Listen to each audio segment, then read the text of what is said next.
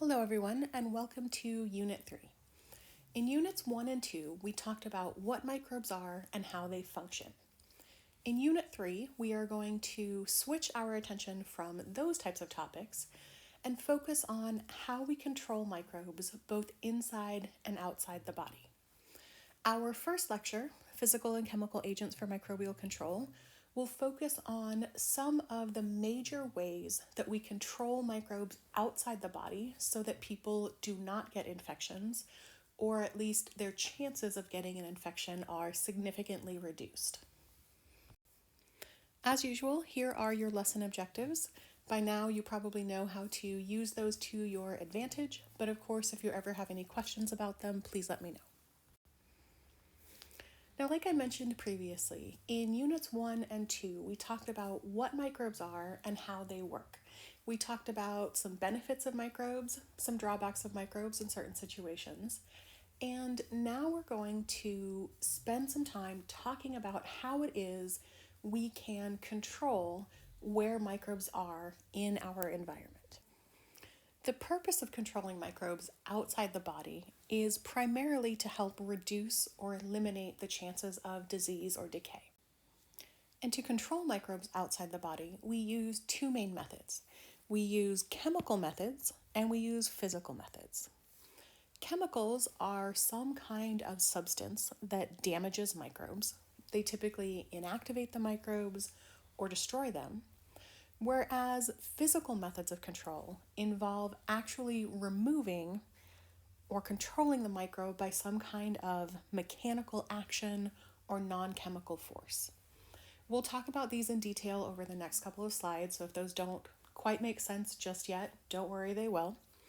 But another thing to keep in mind is that oftentimes we combine a chemical and a physical method to control these microbes. What you're looking at here in the picture is someone who is spraying some kind of chemical onto a surface, and then they're wiping it down. So in this case, the control of microbes uses both a chemical method and a physical method. The chemical is whatever's being sprayed here, and that chemical probably works to kill the microbe or damage it at least in some way or another. And then the wiping, that mechanical action or that physical method, helps remove those dead microbes from the surface. So oftentimes when we're talking about controlling microbes, it is not just an either or situation. It's not an either chemicals or physical methods. Sometimes it is, but a lot of times we combine multiple methods to help control microbes. Before we launch into the different chemicals that we use and the different physical methods that we use, we just want to take a step back and talk about what contaminants are and what decontamination is, because really that's what we're talking about in terms of the overarching topic in this lecture. A contaminant is a microbe, or maybe many microbes, that we don't want in a certain place. These are undesirable microbes. Now, any microbe can be a contaminant if it is in a location that you don't want it to be. However, if that microbe is in a location where you do want it to be, it's not considered a contaminant. So when we think about the word contaminant or contamination, a contaminant is some kind of microbe, any type of microbe that we don't want in a specific location. We're not necessarily just talking about microbes that might be able to cause disease or microbes that don't cause disease or any of those kind of general concepts. It's a very specific definition in terms of any microbe can be a contaminant if it is somewhere we don't want it to be. And also, the reverse is true. If the microbe, whatever that microbe is, happens to be where we want it to be, then it's not a contaminant. Now, when we do have contaminants, we often want to go through the process of decontamination. Decontamination is some kind of process or some kind of step that we take, or maybe a series of steps that we take, that is used or are used to destroy or remove these undesirable microbes. One example of decontamination is something that you guys have done many times, hopefully at least, throughout the semester, and that is to wipe down the surface of your lab table before you use it and after you use it to make sure that there aren't any undesirable microbes hanging around there that could interfere with your experiments or cause an infection. When we are deciding on what process or what steps we need to take to achieve decontamination, we have to keep in mind that many microbes have at least some level of ability to be resistant to our efforts to decontaminate them. So many microbes have some kind of resistance mechanism that they use to withstand our efforts to kill them or to get rid of them. And we'll talk more about decontamination and resistance in a couple of slides. But for now, I just wanted to introduce those vocabulary terms and those concepts to make sure that everyone is working with the same definitions when we move on to the other material in this lecture. The method of decontamination that we choose for any given situation, whether that is a physical method, a chemical method, or a combination of those methods, typically depends on what our needs are and what our actual goals are. So if our goal or our needs in a certain situation are to totally destroy all of the microbes in a given area, then we may have to use one set of methods, whereas if our goals are just to reduce the number of microbes, then we would use a different set of methods. When we are choosing what type of method to use, we need to look at whether we need to sterilize something or whether we can just sanitize something. Sterilization is the total destruction of all microbes, including bacterial endospores. These types of methods, whether they are chemical methods or physical methods, will completely destroy all cells and all particles, including bacterial endospores, which are typically the hardest thing to get rid of. And oftentimes, these are referred to as cytal methods. There will be something like bactericidal or virucidal or fungicidal. That means that that is completely killing something in a particular area. We can achieve sterilization either through chemical or physical methods. There are some chemicals that will destroy absolutely all types of living organisms, including bacterial endospores, and there are some physical methods that will completely destroy all living cells, including bacterial endospores. So in one of the few times that we don't have a gray area in microbiology, sterilization is something that is all or nothing. Either something is sterile, meaning there's absolutely nothing living on it, or something is not sterile, meaning there is still something that could potentially be living on it. Another main method that we use is sanitization. And most of the time, what we're doing is some kind of sanitization process. Sterilization is used frequently, but only in certain situations. Most of the time that we are controlling microbes in our environment, we're doing some type of sanitization process. And these types of methods, whether they are chemical or physical, will reduce the number of microbes in a certain location, but may not kill all of them, and probably will not get rid of bacterial endospores. So sanitization methods will kill some microbes if they're very sensitive, but they may just inhibit the growth of others, especially if those others have some kind of very strong resistance mechanism. Oftentimes, these types of methods are referred to as static methods. So if you hear something that's bacteria static or fungistatic or viral static, what that's saying is it will get rid of some sensitive microbes, but for the most part, what it's going to do is help keep the microbes from growing.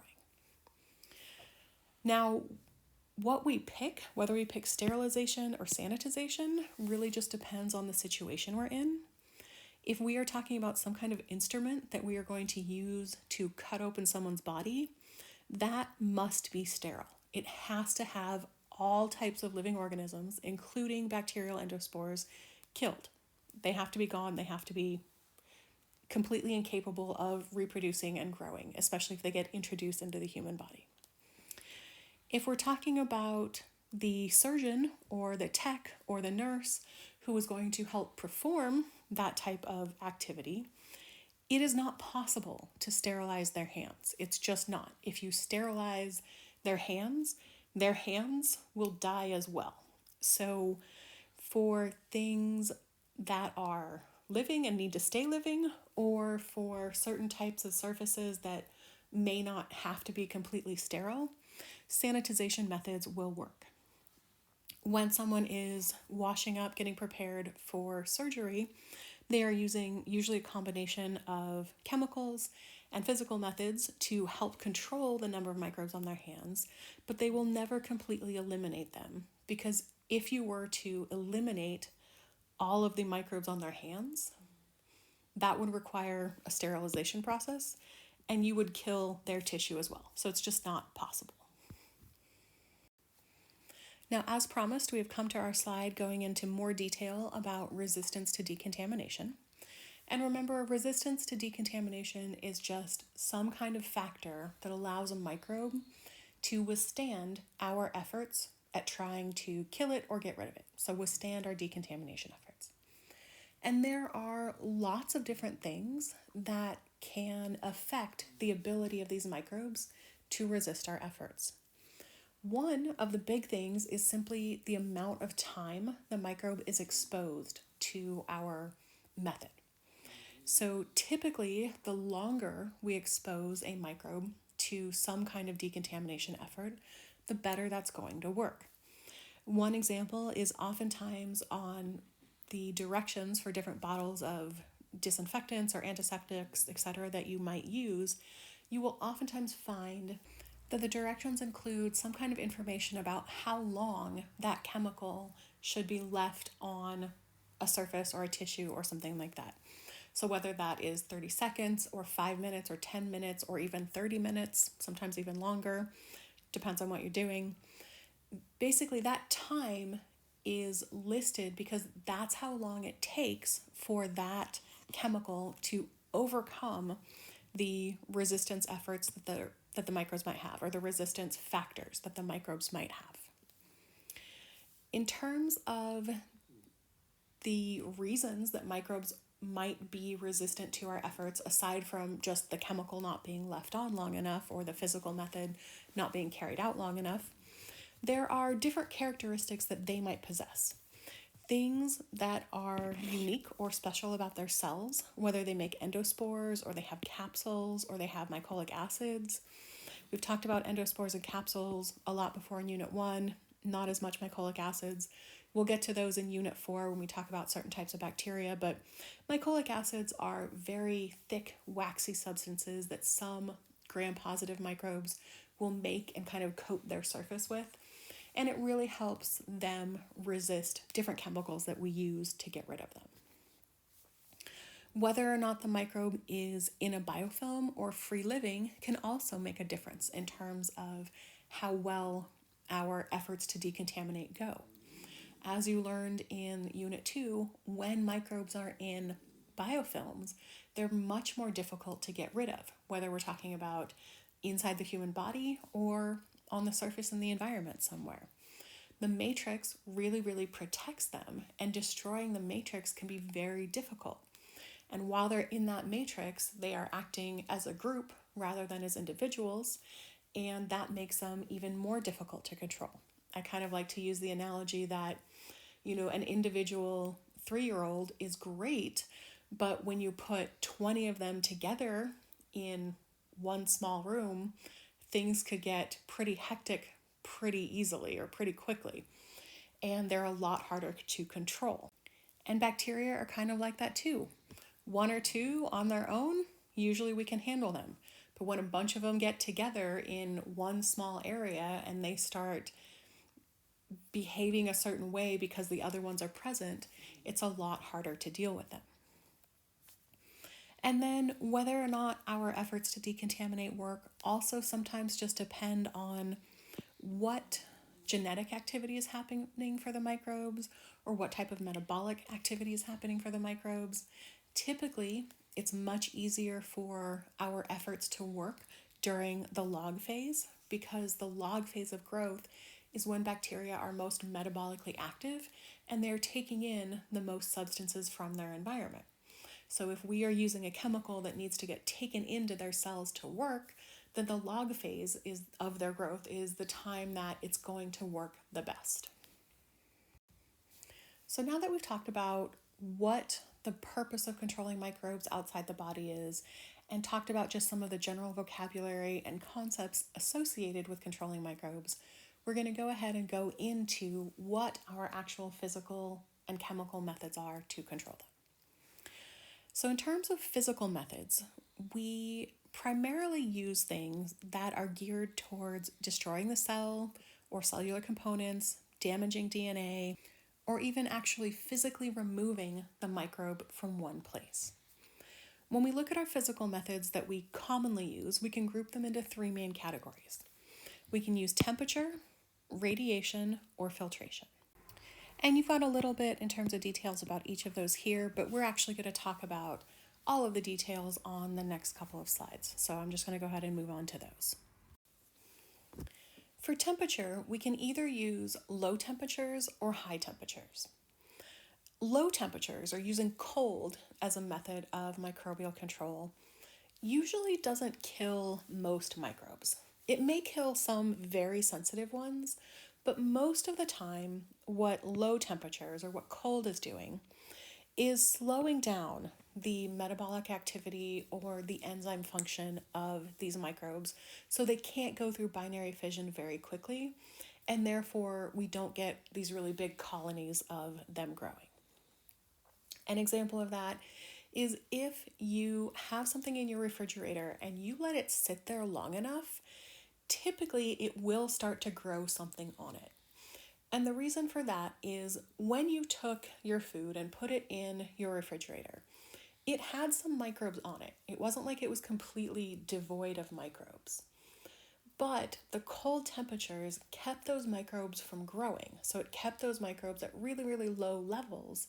So it was safe for you to consume that food until you left it there long enough that it started to actually allow the microbes to go through binary fission and reproduce and potentially produce toxins that might make you sick.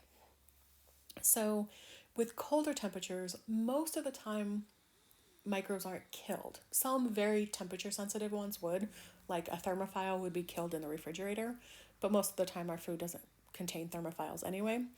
But in general, most of the time when you put food in the refrigerator or you put media in the refrigerator, you put whatever it is you're trying to stop microbial growth in some kind of cold temperature.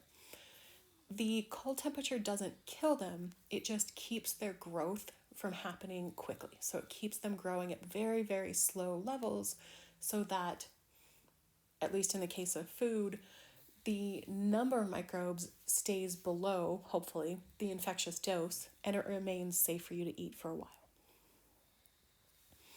The opposite of that is true for heat, though. Heat almost always kills microbes. So there's two main types of heat we can use. We can use moist heat and dry heat.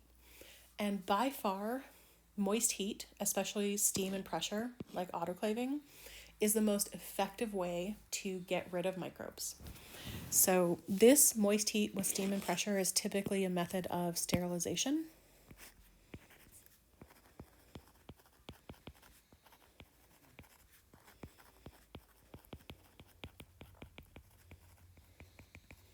So if you have an instrument or some type of waste that you absolutely have to get rid of all of the living microbes on it, including endospores, you'll want to use something like moist heat, because what this ends up doing is exposing them to really high temperatures as well as really high pressures, and that ends up causing most of their proteins to denature, and as they cool, they just don't come back together in the way that they would need to be functional. So it destroys them and completely inactivates them.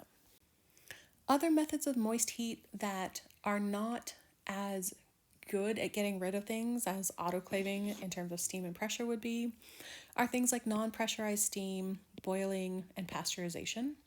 So non-pressurized steam would just be exposing instruments or media or something to really high temperatures without pressure. Boiling would be using really high temperatures, again, pretty much without pressure in a liquid environment. And pasteurization is a process that we use on liquids that we might drink or foods that we might consume. Sometimes medicines can be pasteurized as well. This is a way of heating things up very quickly and then cooling them down very quickly so that you kill many of the microbes, although not necessarily all of them. And therefore you have a food or a drink or some kind of medicine where even though there might be some microbes in there, there aren't enough microbes in there to make you sick.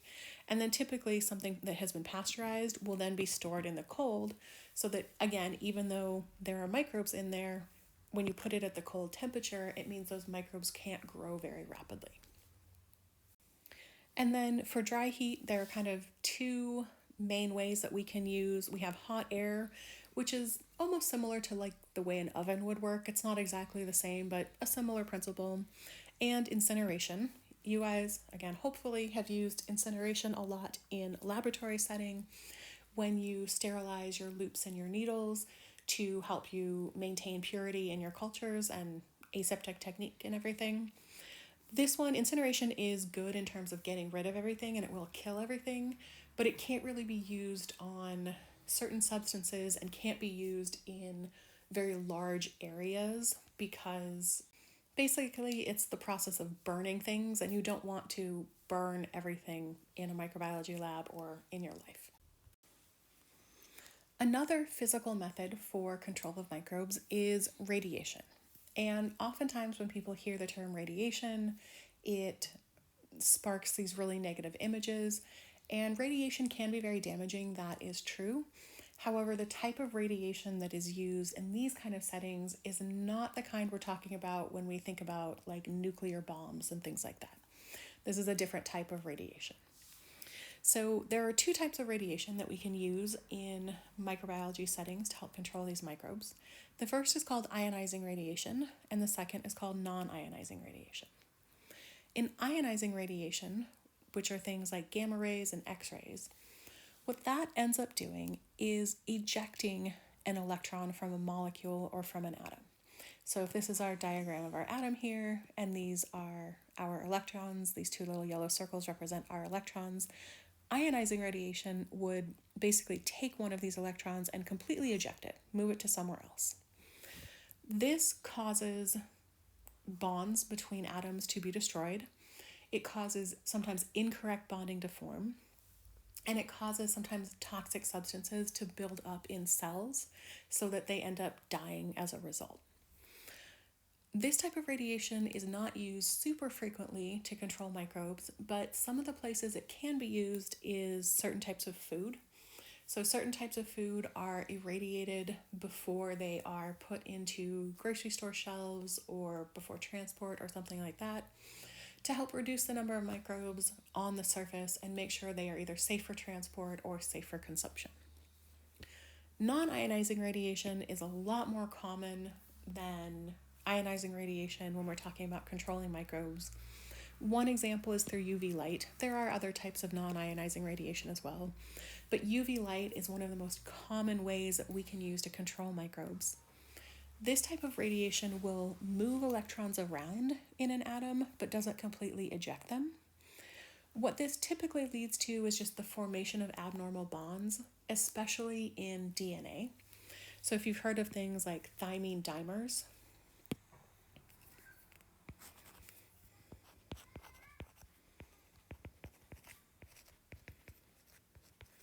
these occur when there are two T's that are sitting next to each other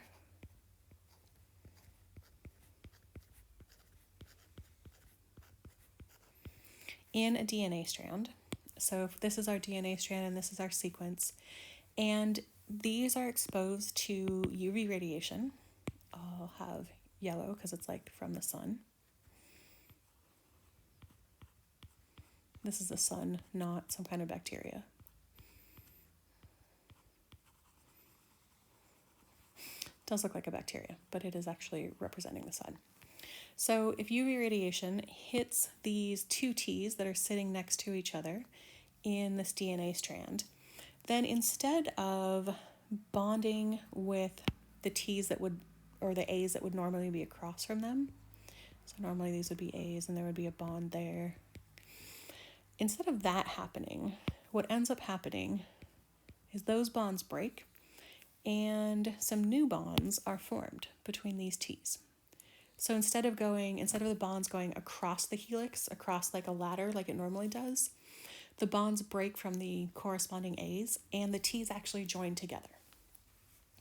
What this ends up doing is interfering with things like protein production, interfering with DNA replication, and so it overall just stops the bacteria from being able to function metabolically and inhibits its replication. This is a very, very common method of microbial control in things like water treatment, in disinfecting certain non-porous substances. Again, in lab, if you go to the hood, sometimes called the chemical hood or the safety hood, there's different terms for it. But most of the time you'll see that there's the ability to use UV light in that hood. And so what you can do is you can pull that glass all the way down and you can turn on the UV light. And if you leave it on long enough, that will help disinfect or potentially even sterilize that area, that metal tabletop surface that's in the hood. It can also be used on certain personal products. There are toothbrush sanitizers, these are ones for cups or bottles. UV radiation can be used for glassware and plasticware and stuff like that. It's not necessarily something you necessarily have to do. It's just something that some people like to do, and so they buy special equipment for it. Our final method of physical control is filtration.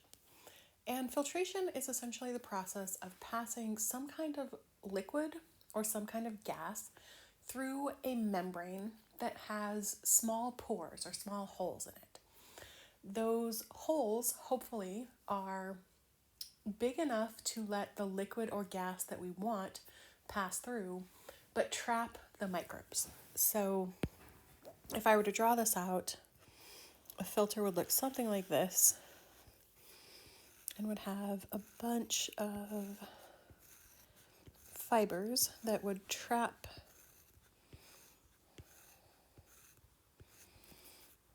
the microbes, but let whatever it is we wanted pass through there. So again, not great drawings. That is not my deal in life. I kind of wish it were, but it's just not. And so basically, these filters are some kind of membrane or some kind of surface that has small holes in it. I'll color some of those in. So this area would be a hole. These are called pores. So these small pores that allow certain things to pass through, like the liquid or the gas that we're working with, but hopefully will trap the microbe. So hopefully we'll trap like a bacteria. We'll say this is a bacteria.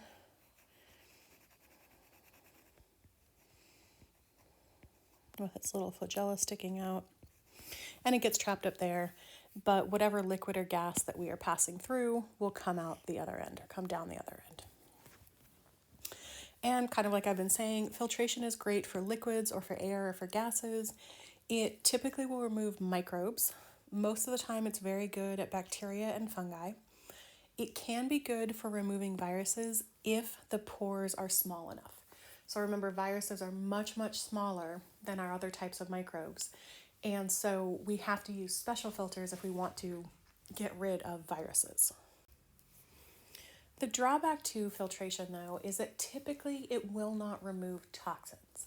So if you have a situation where you are putting your bacteria onto this filter, your solution of bacteria onto this filter, and the pores are letting the media that the bacteria is in, let's say it's a liquid medium, pass through. So we're pouring our solution of bacteria and media through the filter. The bacteria are going to get stuck, but the media hopefully will pass through the pores, which all of these little square areas are pores. I just circled some of them in red. So that'll pass through. The media comes out on the other end. And in this situation, it's great because then we're able to get the bacteria out of the solution and the media just comes through. But the problem is, if the bacteria produce any toxins, then those toxins will almost certainly be here as well.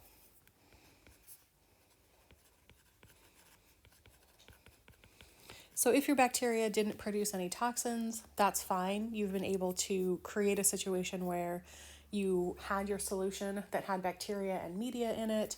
You poured it over the filter. The bacteria got stuck on the surface of that filter membrane, and the media came through on the other end.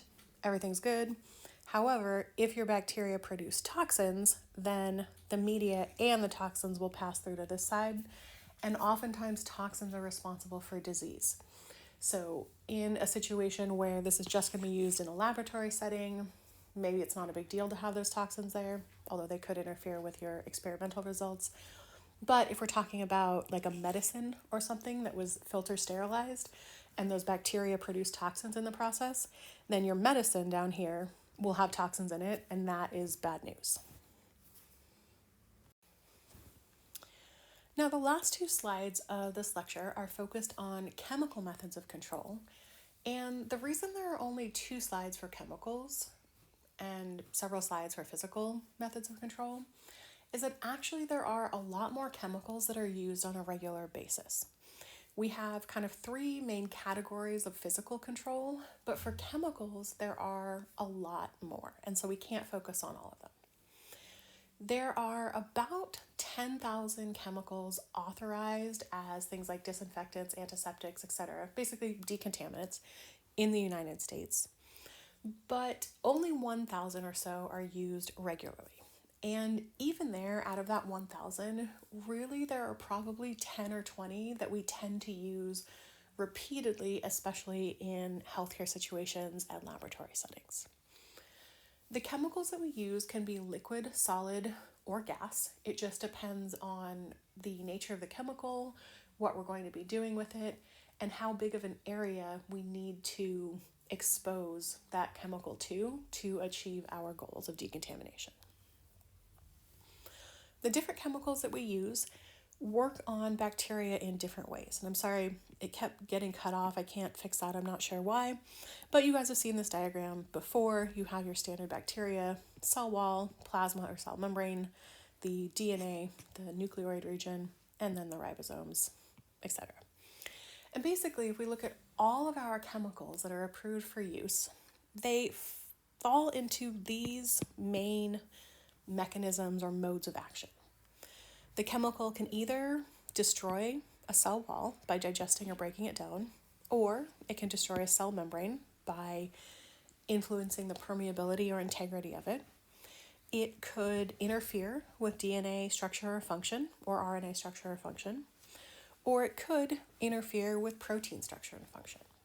So even though we have all kinds of chemicals that can be used and sometimes are used, when we look at how they work, they fall into these four main categories. So all of our chemicals do one or sometimes more of these things to help destroy or digest these cells that we want to get rid of.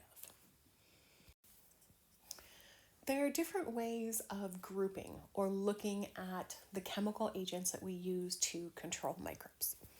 We can either look at them as categories of chemicals or common classes of chemicals. So categories of chemicals tend to, when we group chemicals this way, they focus on where they are used and kind of what their purpose is.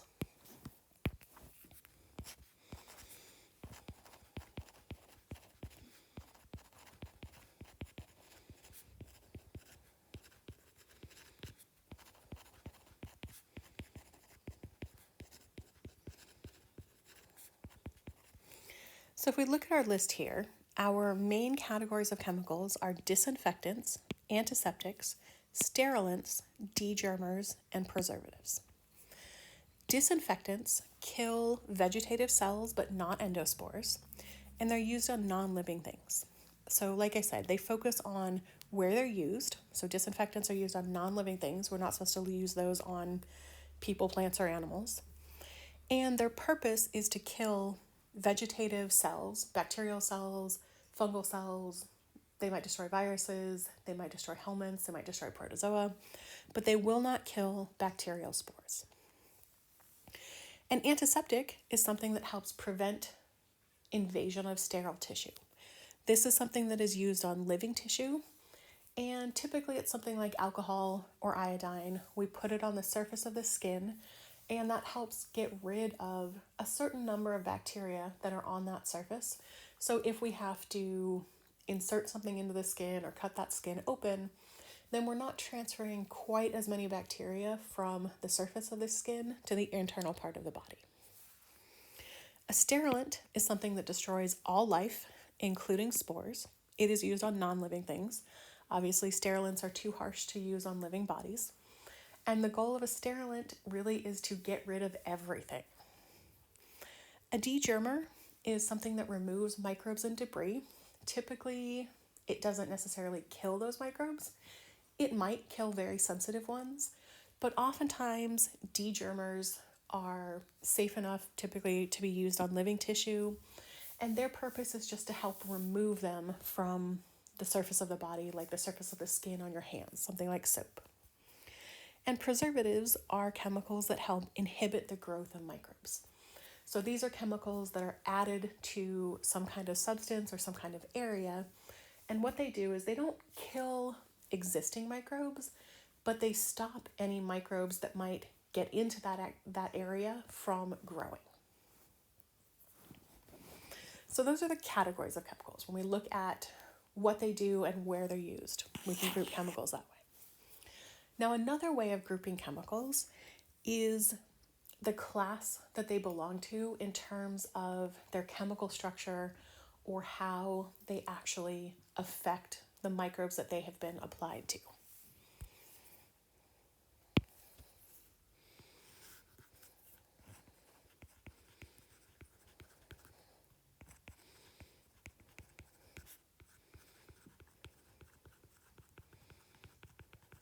So they focus on chemical characteristics and how they damage the microbial cell.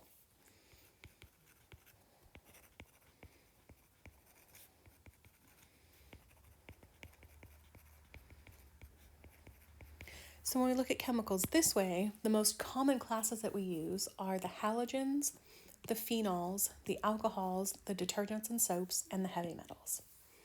Halogens are things like chlorine and iodine. Chlorine is the active ingredient in bleach, and then iodine, you probably know from experience. It's not used as often anymore just because people are sometimes allergic to it, but iodine is another thing that we can put on like the surface of the skin and help prevent infections with it.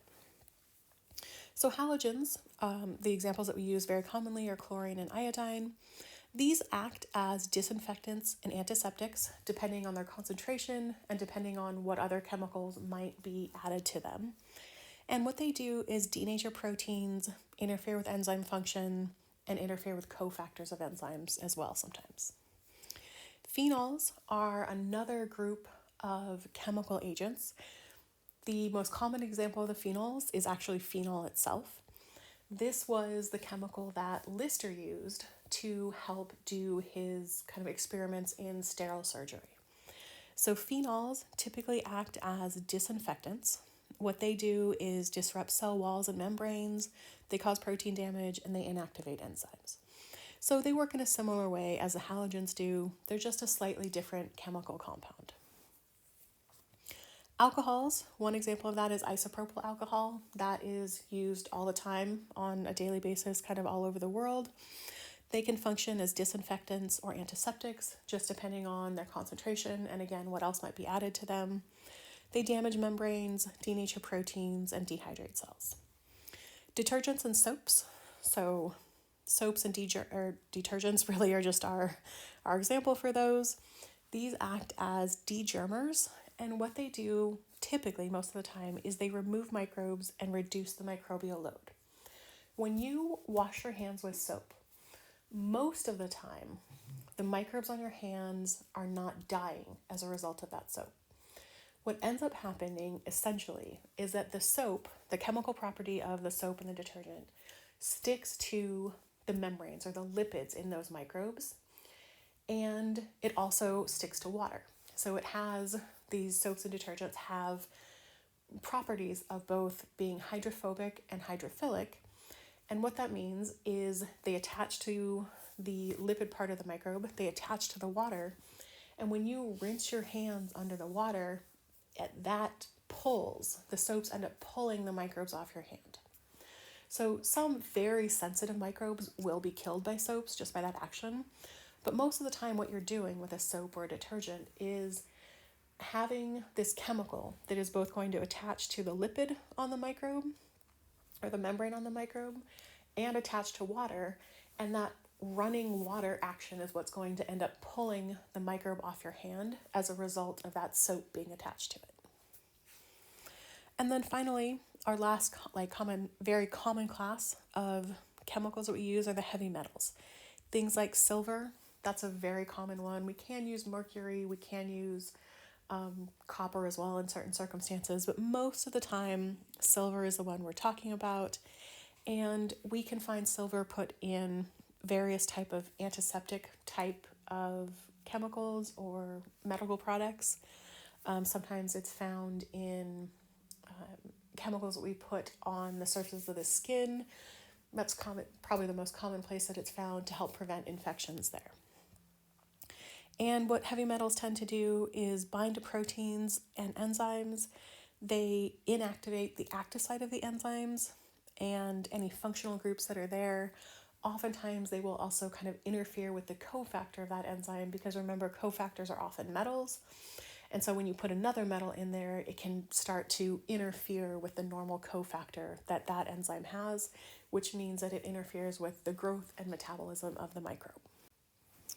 In terms of what you will want to know from this slide for exams, you're going to want to memorize the definition of disinfectant, antiseptic, sterilant, degermer, and preservative, know what they will kill and where they can be used. And then also you'll want to memorize these different categories as well. So know what the halogens are, some examples of them, and what they do. Know what the phenols are, an example of them, what they do, alcohols, degermers, etc. So those ones on exams are typically matching type questions. Sometimes you'll find some true and false or multiple choice as well, but most of the time these are kind of matching questions, and you'll just want to be able to identify the term with its definition.